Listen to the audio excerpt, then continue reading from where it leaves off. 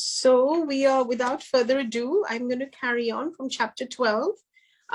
It is, in fact, not at the beginning because we read 3 pages or more. So now all of you who were there yesterday know where we are. So let's just carry on. I'm just going to read a little, maybe go back a little bit. No man's body is precious. Man's body is precious. It has the highest evolutionary value because of unique brain and spinal centers. These enable the advanced devotee to fully grasp and express the loftiest aspects of divinity. So the human incarnation is priceless. It is the highest form of life. No lower form is so equipped. It is true that one incurs the debt of a minor sin if he is forced to kill an animal or any living being. So every action has an equal and opposite reaction. But the Vedas teach that wanton loss of a human's body is a serious transgression against the karmic law. I sighed in relief. Scriptural reinforcement of one's natural instincts is not always forthcoming. It so happened that I never saw Master at close quarters with a leopard or a tiger, but a deadly cobra once confronted him, only to be conquered by my guru's love. This variety of snake is much feared in India, where it causes much more than 5,000 deaths annually. The dangerous encounter took place at Puri, where Sri Yukteswar had a second hermitage, charmingly situated near the Bay of Bengal. Prafulla, a young disciple of later years, was with Master on this occasion. We were seated outdoors near the ashram. Prafulla told me a cobra appeared nearby, a 4-foot length of sheer terror. Its hood was angrily expanded as it raced towards us. My guru gave a welcoming chuckle, as though to a child. I was beside myself with consternation to see Master engage in a rhythmic clapping of hands. He was entertaining the dread visitor. I remained absolutely quiet, inwardly ejaculating what fervent prayers I could muster. The serpent, very close to my guru, was now motionless, seemingly magnetized by his caressing attitude. The frightful hood gradually contracted. The snake slithered between Master's feet and disappeared into the bushes. Why my guru would move his hands and why the cobra would not strike them were inexplicable to me then, Prafulla concluded. I have since come to realize that my divine master is beyond fear of hurt from any living creature. One afternoon, during my early months at the ashram, I found Sri Yukteswar's eyes fixed on me piercingly. You are too thin, Mukunda. His remark struck a sensitive point. That my sunken eyes and emaciated appearance were far from my liking was testified to by rows of tonics in my room at Calcutta. Nothing availed. Chronic dyspepsia had pursued me since childhood. My despair reached an occasional zenith when I asked myself if it were worthwhile to carry on this life with a body so unsound. Medicines have limitations. The creative life force has none. Believe that, you shall be well and strong. Sri Yukteswar's words aroused a conviction of personally applicable truth which no other healer, and I had tried many, had been able to summon within me. Day by day, behold, I waxed. 2 weeks after Master's hidden blessing, I had accumulated the invigorating weight which eluded me in the past. My persistent stomach ailments vanished with a lifelong permanency. On later occasions, I witnessed my guru's instantaneous divine healings of persons suffering from ominous disease, tuberculosis, diabetes, epilepsy, or paralysis. No one could have been more grateful for his cure than I was at sudden freedom from my cadaverous aspect. Years ago, I too was anxious to put on weight, Sri Yukteswar told me. During convalescence, after a severe illness, I visited Lari Mahashay in Benares. So, I have been very sick and lost so many pounds. I see you, Yukteswar. You made yourself unwell, and now you think you are thin. This reply was far from the one I had expected. My guru, however, added encouragingly, let me see. I'm sure you ought to feel better tomorrow. Taking his words as a gesture of secret healing toward my receptive mind, I was not surprised the next morning at a welcome accession of strength. I sought out my master and exclaimed exultingly, Sir, I feel much better today. Indeed, today you invigorate yourself. No, master, I protested. It was you who helped me. This is the first time in weeks that I've had any energy. Oh, yes, your malady has been quite serious. Your body is frail yet. Who can say how it will be tomorrow? The thought of possible return of my weakness brought me a shudder of cold fear. The following morning, I could hardly drag myself to Larry Marsh's home. Sir, I am ailing again. My guru's glance was quizzical. So, once more, you indispose yourself. Gurudev, I realize now that day by day you have been ridiculing me. My patience was exhausted. I don't understand why you disbelieve my truthful reports. Really, it has been your thoughts that made you feel alternately weak and strong. My master looked at me affectionately. You have seen how your health has exactly followed your expectations. Thought is a force, even as electricity or gravitation. The human mind is a spark of the almighty consciousness of God. I could show you that whatever your powerful mind believes very intensely would instantly come to pass. This is so important to understand this for all of us, that thoughts are energy. So it's very important to feel strong, robust, and healthy, to be healthy. But if we say to ourselves, because the mind is a very powerful force, it can work in our favor or it can disempower us, as we know. So, thinking positive thoughts, good affirmations, really helps us to think better and to be better. Knowing that Larry Marshe never spoke idly, I addressed him with great awe and gratitude. Master, if I think I am well and have regained my former weight, shall that happen? It is so, even at this moment. My guru spoke gravely, his gaze concentrated on my eyes. Lo, I felt an increase not alone of strength, but of weight. Larry Marshe retreated into silence. After a few hours at his feet, I returned to my mother's home, where I stayed during my visit to Benares. My son, what is the matter? Are you swelling with dropsy? Mother could hardly believe her eyes. My body was now of the same robust dimensions it had possessed before my illness. I weighed myself and found that in one day I'd gained 50 pounds. They remained with me permanently. Friends and acquaintances who had seen my thin figure were aghast with wonderment. A number of them changed their mode of life and became disciples of Larry Marshe as a result of this miracle. My guru, awakened God, knew this world to be nothing but an objectivized dream of the creator.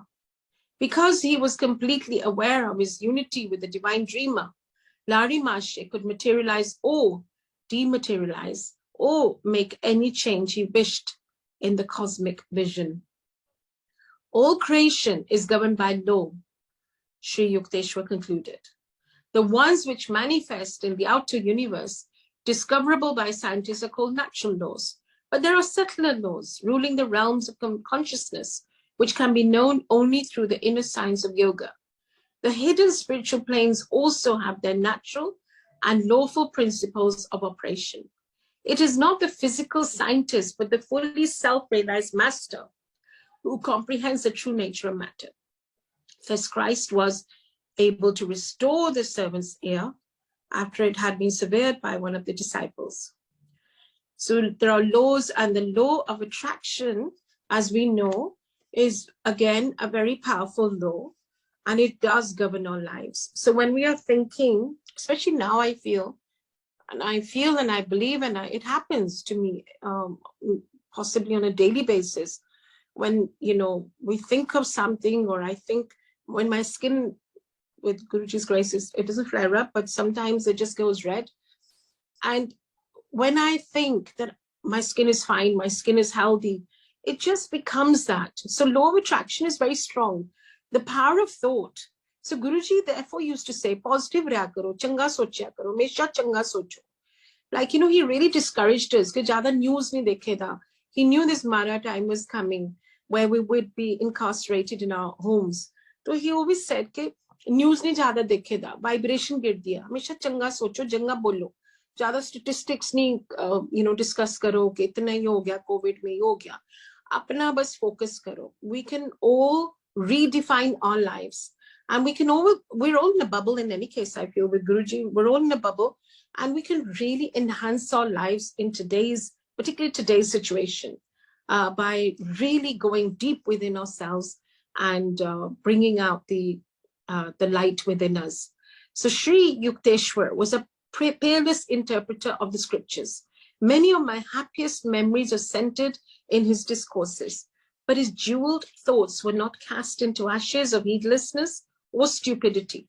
One restless movement of my body or my slight lapse into absent-mindedness sufficed to put an abrupt period to Master's exposition. You are not here. Master interrupted himself one afternoon with his disclosure. As usual, he was keeping track of my attention with a devastating immediacy. Guruji, my tone was a protest. Guruji, I have not stirred, my eyelids have not moved. I can repeat each word you have uttered. Nevertheless, you are not fully with me. Your objection forces me to remark that in your mental background, you were creating 3 institutions. One was a sylvan retreat on a plain, another on a hilltop, a third by the ocean. Those vaguely formulated thoughts had indeed been present, almost subconsciously. I glanced at him apologetically. What can I do with such a master who penetrates my random musings? Guruji knew everything. He could read our minds at when we were sitting with him. And I remember one day sitting with him and Shabad Gurbani chal rahi thi and my mind was elsewhere. Kende sun Shabad sun changi tarah kithe khoyi hui hai.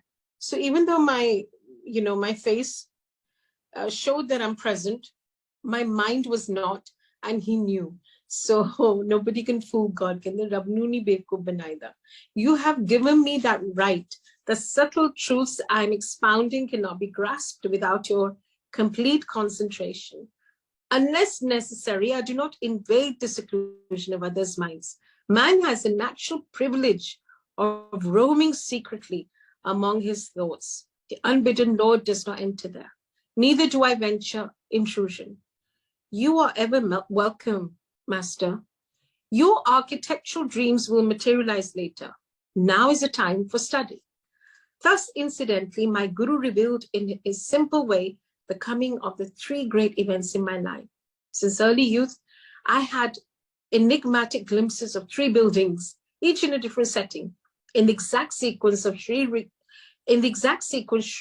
Yukteswara had indicated, these visions took ultimate form. First came my founding of a boys' yoga school on a Ranchi plain, then my American headquarters on a Los Angeles hilltop, finally a hermitage in Southern California by the vast Pacific.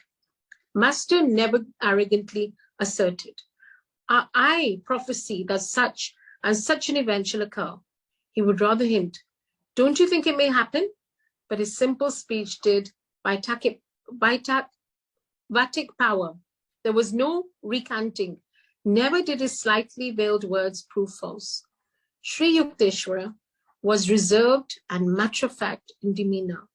There was naught of the vague or daft visionary about him. His feet were firm on the earth, his head in the haven of heaven. Wow. Practical people aroused his admiration. Saintliness is not dumbness. Divine perceptions are not incapacitating,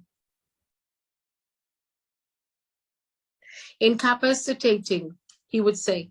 The active expression of virtue gives rise to the keenest intelligence.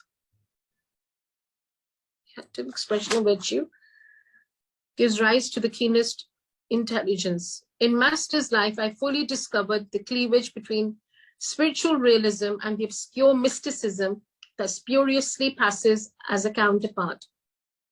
My guru was reluctant to discuss the superphysical realms. His only marvelous aura was one of perfect simplicity. Like Guruji, his aura was simple. We complicate lives, as I always say.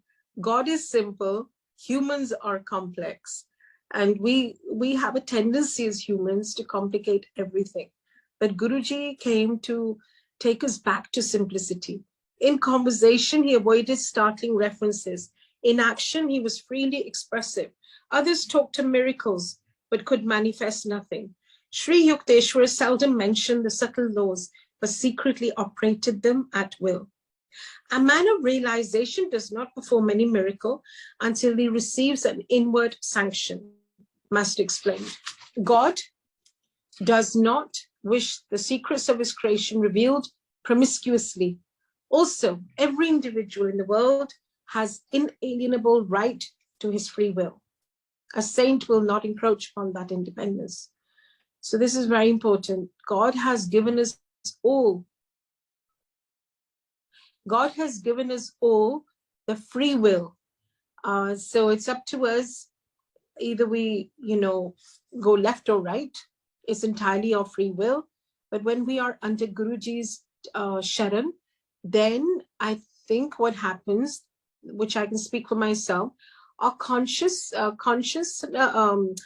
awakens, and we want to do the right thing. So we want to go the right way and do the right thing and be the right person. We want to be a shining example, actually, of Guruji's Sangat. So the free will is ours, and that free will, if we exercise it well and in the right manner, then we are bound to evolve spiritually and go closer to Guruji. The silence habitual to Sri Yukteswar was caused by his deep perceptions of the infinite. No time remained for the interminable revelations that occupy the days of teachers without self-realization. In shallow men, the fish of little thoughts cause much commotion. In oceanic minds, the whales of inspiration make hardly a ruffle. This is so nice. In shallow men, the fish of little thoughts cause much commotion. It's like saying empty vessels make the most sound. In oceanic minds, the whales of inspiration make hardly a ruffle. This observation from the Hindu scriptures is not without discerning humor. Because of my guru's unspectacular guise, only a few of his contemporaries recognized him as a superman.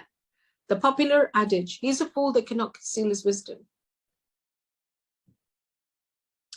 could never be applied to Sri Yukteswar.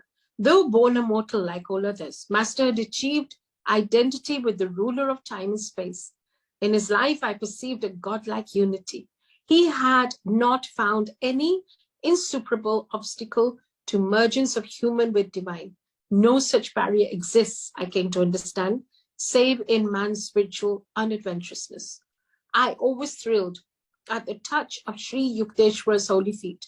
Yogis teach that a disciple is spiritually magnetized by reverent contact with a master. That is so true. A subtle current is generated. The devotee's undesirable habit mechanisms in the brain are often cauterized. The groove of his worldly tendencies beneficially disturbed. Momentarily, at least, we may find the secret veils of Maya lifting and glimpse the reality of bliss. My whole body responded with a liberating glow whenever I knelt in the Indian fashion before my guru.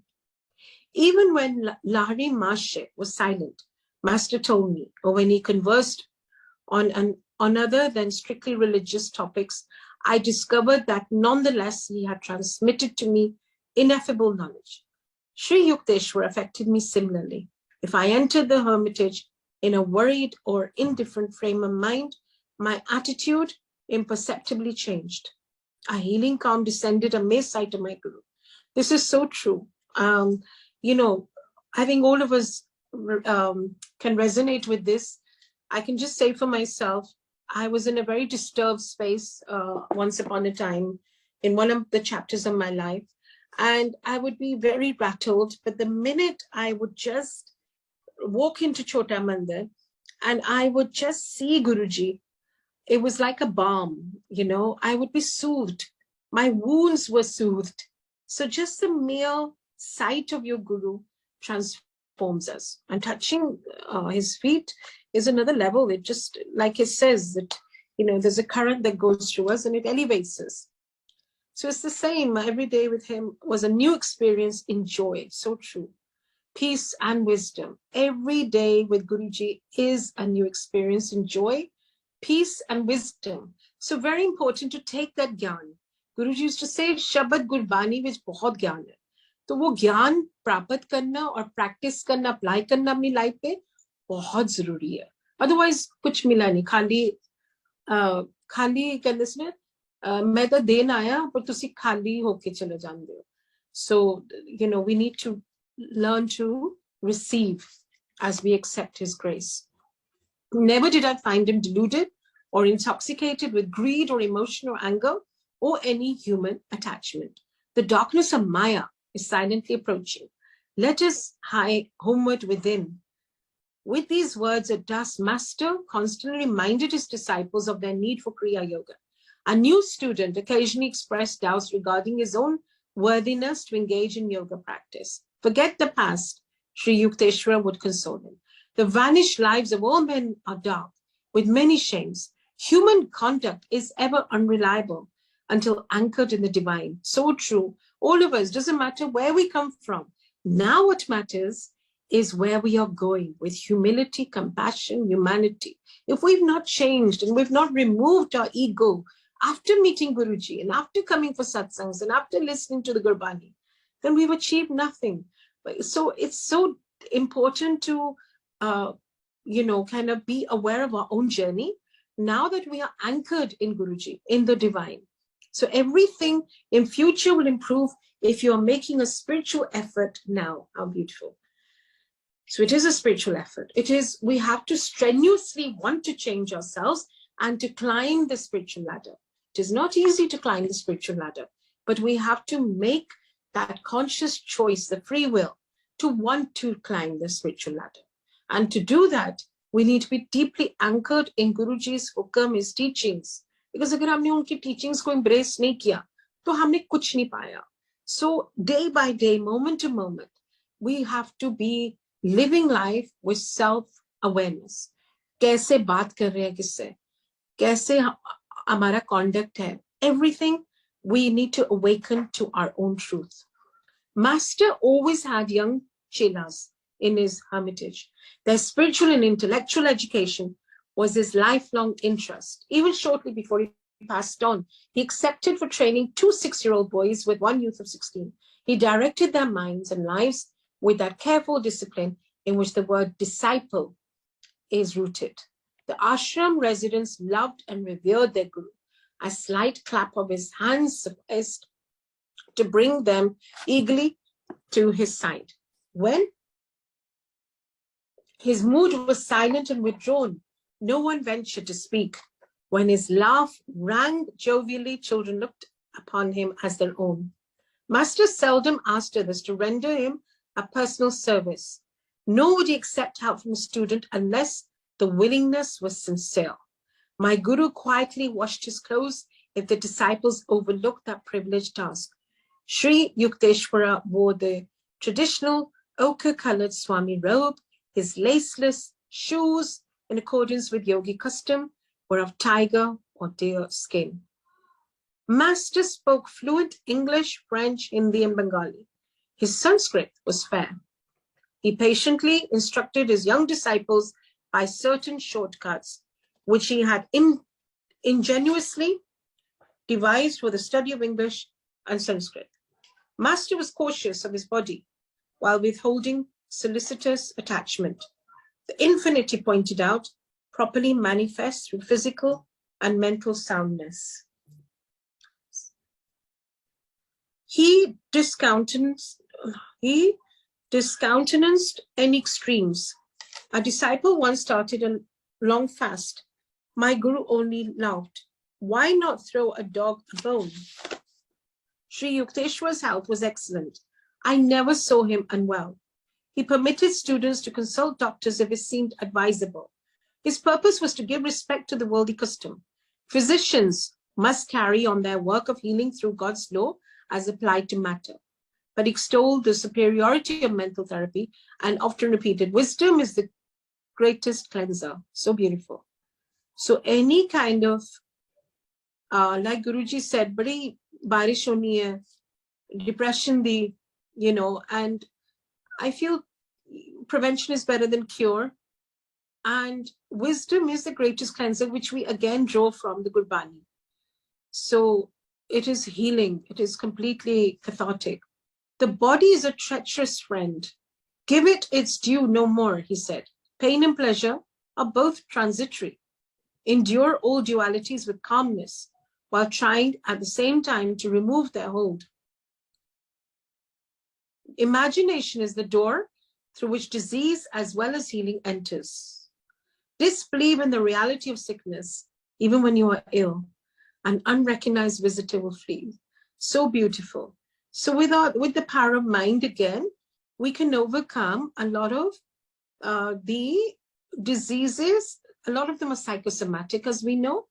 But of course, certain ones we're able to heal with Guruji's grace when we imagine it and we do our creative visualization and meditation, and through just simple eating. Our diet has to be simple. Guruji taught us in Langar Prasad, as I said, used to have chapati, one sabji, and one dal. And he taught us simplicity, going back to it. So this is what maintains our balance, our physical and physiological balance. Master numbered many doctors among his disciples. Those who have ferreted out the physical laws can easily investigate the science of the soul, he told them. A subtle spiritual mechanism is hidden just behind the bodily structure. Sri Yukteswar counseled his students to be living liaisons of Western and Eastern virtues. Himself an executive Occidental in outer habits, inwardly he was a spiritual Oriental. He praised the progressive, resourceful, and hygienic habits of the West and the religious ideals which give a centered halo to the East. Discipline had not been unknown to me. To whom father was strict, Ananta often severe. But Sri Yukteswar's training cannot be described as other than drastic. A perfectionist, my guru was hypocritical of his disciples, whether in matters of moment or in the subtle nuances of behavior. Good manners without sincerity are like a beautiful dead lady, he remarked on suitable occasion. Straightforwardness without civility is like a surgeon's knife, effective but unpleasant. Candor with courtesy is helpful and admirable. Master was apparently satisfied with my spiritual progress, for he seldom referred to it. In other matters, my ears were no strangers to reproof. My chief offenses were absent-mindedness, intermittent indulgence in sad moods, non-observance of certain rules of etiquette, and occasional methodical ways. Observe how the activities of your father, Bhagavati, are well organized and balanced in every way. My guru pointed out. The two disciples of Lari Mashe had met soon after I began my pilgrimages to Sarampur. Father and Sri Yukteswara admiringly evaluated the other's worth. Both had built an inner life of spiritual granite, insoluble against the ages. From transient teachers of my earlier life, I had imbibed a few erroneous lessons. A chela, I was told, need not concern himself strenuously over worldly duties. When I had neglected or carelessly performed my task, I was not chastised. Human nature finds such instruction very easy of assimilation. Under Master's unsparing rod, however, I soon recovered from the agreeable delusions of irresponsibility. Those who are too good for this world are adorning some other. Sri Yukteswar remarked. So long as you breathe the free air of earth, you are under obligation to render grateful service. He alone who has fully mastered the breathless state is freed from cosmic imperatives. I will not fail to let you know when you have attained the final perfection. My Guru could never be bribed, even by love. He showed no leniency to anyone who, like myself, willingly offered to be his disciple. Whether Master and I were surrounded by students or by strangers, or we were alone together, he always spoke plainly and upbraided sharply. No trifling lapse into shallowness or inconsistency escaped his rebuke. This flattening treatment was hard to endure, but my resolve was to allow Sri Yukteswara to iron out each of my psychological kinks. As he labored at this titanic transformation, I shook many times under the weight of his disciplinary hammer. If you don't like my words, you are at liberty to leave at any time, Master showed me. I want nothing from you but your own improvement. Stay only if you feel benefited. For every humbling blow, he dealt my vanity. For every tooth in my metaphorical jaw, he knocked loose with stunning aim. I am grateful beyond my facility of expression. The hardcore of human egotism is hardly to be dislodged except rudely. With its departure, the divine finds at least an unobstructed channel. In vain it seeks to percolate through flinty hearts of selfishness. Sri Yukteswar's wisdom was so penetrating that, heedless of remarks, he often replied to one's unspoken observation. What a person imagines he hears and what the speaker has really implied may be poles apart, he said. What a person imagines he hears and what the speaker has really implied may be poles apart, he said. Try to feel the thoughts behind the confusion of men's verbiage. Very nice. But divine insight is painful to worldly ears. Master was not popular with superficial students. The wise, always few in number, deeply revered him. I dare say Sri Yukteswara would have been the most sought after guru in India had his words not been so candid and so censorious. I am hard on those who come from my training, he admitted to me. This is my way. Take it or leave it. I will never compromise. But you will be much kinder to your disciples. That is your way. I try to purify only in the fires of severity, searing beyond the average toleration. This is so, again, resonant because Guruji believed in absolute discipline. And I think sometimes people who are connecting with Guruji today, they find it difficult that they cannot look at their phone or not answer their phone, or just tweaking whatever Guruji discipline laid upon us all. So sometimes it's difficult, but there was a reason. You know, he purifies in the fires of severity. And there were times when he would say, you know, he said to me, I mean, this is, you know, obviously I can only speak for myself. He said, "Main tenu nimbu di tarah nachode," you know, the hoon tera kalyan karanga. And that's when he blessed me with my, to heal me of my skin cancer. And then I remember when I asked him for the divorce, he said, "Aisa bhi cheeza nahi mangi diya. Aya kar bas. Aya kar aur shabad gurbani sunya kar. And langar prasad kha." So after 9 years of waiting or hoping for something to change in my life, in my personal life, either I was hoping that he would, you know, change my husband, or he would change my situation. And then after 9 years, he changed my situation. But there was a reason I had to go through that karmic fire. It was not easy, but he grants it, and he gives us the best in the passage of time. When we really do live by his hukam in all, to the letter, and not tweak his teachings, not tweak the satsangs either. You know, like he said, Gupt Part, Gupt Dan, Gupt Seva, this is Guruji. And then he said, you know, satsang, seva, simran. This is our pathway to liberation, truly. But to doing it with the way, with the same sentiment as Guruji had inculcated in all of us. So everything in simplicity. I try to purify only in the fires of severity, searing upon the average toleration. The gentle approach of love is also transfiguring. The inflexible and the yielding methods are equally effective if applied with wisdom. You will go to foreign lands where blunt assaults on ego are not appreciated. A teacher could not spread India's message in the West without an ample fund of accommodative patience and forbearance. I refuse to state the amount of truth I later came to find in Master's words. Though Sri Yukteswar's undissembling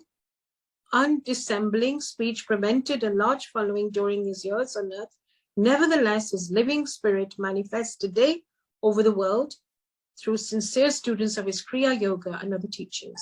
He has further dominion in men's souls than ever Alexandra dreamt of in the soil. Father arrived one day to pay his respects to Sri Yukteswar. My parent expected, very likely, to hear some words in my praise. He was shocked to be given a long account of my imperfections. It was Master's practice to recount simple, negligible shortcomings with an air of portentous gravity. Father rushed to see me. From your guru's remarks, I thought to find you a complete wreck. My parent was between tears and laughter. The only cause of Sri Yukteswar's displeasure at the time was that I had been trying, against his gentle hint, to convert a certain man to the spiritual path. With indignant speed, I sought out my guru. He received me with downcast eyes, as though conscious of guilt. It was the only time I ever saw the divine lion meek before me. The unique moment was savored to the full. Sir, why did you judge me so mercilessly before my astounded father? What was that? I will not do it again. Master's tone was apologetic. Instantly I was disarmed. How readily the great man admitted his fault. Though he never again upset Father's peace of mind, Master relentlessly continued to dissect me whenever and wherever he chose. New disciples often joined Sri Yukteswar's exhaustive criticism of others, wise like the Guru, models of flawless discrimination. But he who takes the offensive must not be defenseless. The same carping students fled precipitately as soon as Master publicly unloosened in their direction a few shafts from his analytical quiver. Tender inner weaknesses, revolting at maltouches of censure are like diseased parts of the body, recoiling before even delicate handling. This was Sri Yukteswar's amused comment on the flighty ones. There are disciples who seek a guru made in their own image. Such students often complain that they did not understand Sri Yukteswar. Neither do we comprehend God, I retorted on one occasion. When a saint is clear to you, you will be one among the trillion mysteries, breathing every second the inexplicable air, who may venture to ask that the fathomless nature of a master be instantly grasped. Students came and generally went. Those who craved a path of oily sympathy and comfortable recognitions did not find it at the Hermitage. Master offered shelter and shepherding for the eons, but many disciples miserly demanded ego balm as well. They departed, preferring life's countless humiliations before any humility. Master's blazing rays, the open, penetrating sunshine of his wisdom, were too powerful for their spiritual sickness. They sought some lesser teacher, who, shading them with flattery, permitted the fitful sleep of ignorance. During my early months with Master, I had experienced a sensitive fear of his reprimands. They were reserved. I soon saw, for disciples who had asked for his verbal, this is a very long chapter actually, extremely long. Okay. Wow. So we need to end somewhere because it's very long, this chapter. During my early months with Master, I had experienced a sensitive fear of his reprimands. These were reserved. I soon saw for disciples who had asked for his verbal vivisection. If any writhing student made a protest, Sri Yukteswara would become unoffendingly silent. His words were never wrathful, but impersonal with wisdom. Master's insight was not for the unprepared ears of casual visitors. He seldom remarked on their defects, even if conspicuous, but towards students who sought his counsel, Sri Yukteswara felt a serious responsibility. Brave indeed is the Guru who undertakes to transform the crude ore of ego-permeated humanity. A saint's courage roots in his compassion for the stumbling eyeless of the world. When I had abandoned underlying resentment, I found a marked decrease in my chastisement. In a very subtle way, Master melted into comparative clemency. In time, I demolished every wall of rationalization and subconscious reservation behind which the human personality generally shields itself. The reward was an effortless harmony with my Guru. I discovered him then to be trusting, considerate, and silently loving. Undemonstrative, however, he bestowed no word of affection. My own temperament was principally devotional. It was disconcerting at first to find that my Guru, saturated with Jannah, but seemingly dry of bhakti, expressed himself only in terms of cold spiritual mathematics. But as I tuned myself to his nature, I discovered no diminution, but rather increase in my devotional approach to God. A self-realized master is fully able to guide his various disciples along natural lines of their essential bias. My relationship with Sri Yukteswara, somewhat inarticulate, nonetheless. Sri Yukteswara's impartial justice was notably demonstrated during the summer vacation of my first year. My relation with Sri Yukteswara, somewhat inarticulate, nonetheless possessed all eloquence. How beautiful. Often I found his silent signature on my thoughts, rendering speech inutile.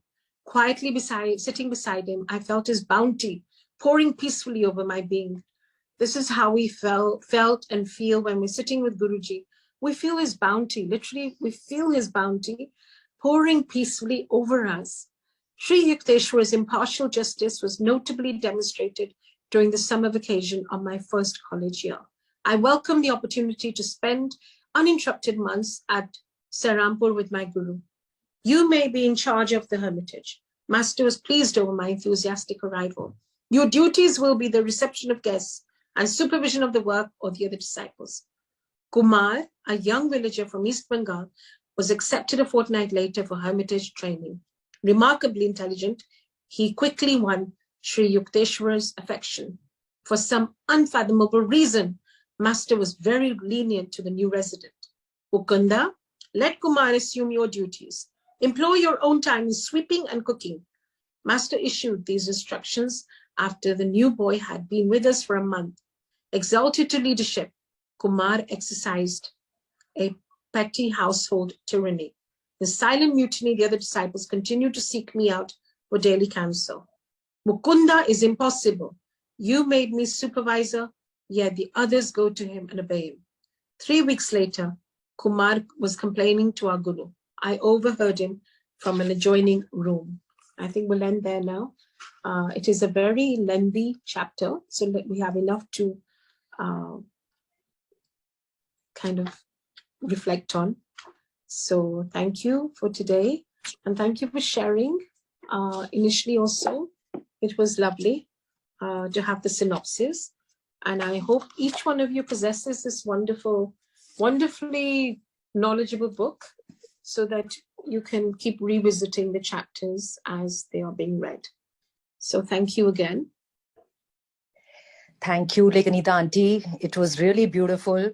The book is going really nicely, though it's a bit tough to understand at times. Yeah, yes. But Seema Auntie helped us today, and thank you for this beautiful seva. I mean, the in between satsangs you put and the inputs you give of the time spent with Maharaj, it's really beautiful. Thank you so much. Jai Thank you. Guruji. Jai Guruji. See you tomorrow. See you tomorrow. Jai Guruji.